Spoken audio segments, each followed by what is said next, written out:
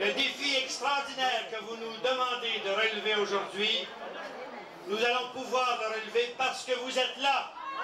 Ça ressemblait au 15 novembre 1976, alors que le Parti québécois prenait pour la première fois le pouvoir. En plus petit peut-être, mais 1 millier de militants savouraient la victoire tant attendue. Un peu plus tôt, à l'Hôtel de Ville, le nouveau maire de Québec commentait son balayage. C'est une victoire qui est forte, c'est une victoire qui est stimulante, c'est une victoire qui est aussi un contrat non équivoque. Vous faites les choses que vous avez dit que vous feriez, vous nous consultez, vous ramenez la démocratie, vous gérez autrement. Et ça, je pense qu'on a la force, on a la détermination, on a l'équipe pour le faire. M. Lallier veut un conseil plus accessible. Il croit que les séances devraient se tenir en soirée et être télédiffusées. La première résolution proposera un code d'éthique pour tous les élus. Et ces élus, ils avaient tous leur mot à dire hier. Ne vous dites jamais que si vous croyez à une chose, que ça ne vaut pas la peine d'y travailler.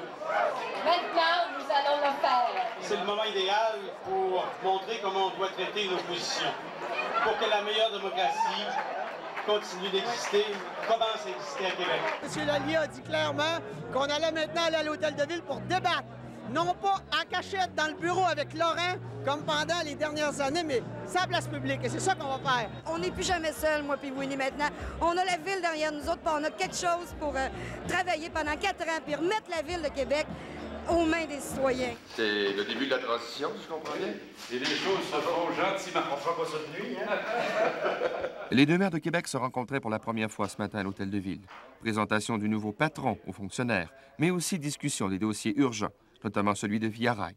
Tous deux participeront demain à la commission sur l'avenir de Via à Ottawa.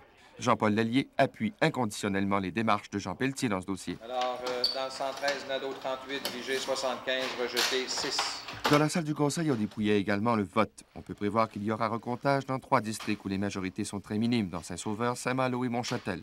Détail significatif dans cette section de vote, celle de Jean-François Bertrand, son opposant l'a battu par une voix. Jean-Robert Fauché à l'Hôtel de Ville de Québec. Ici Québec, 50 ans de télé et ça continue.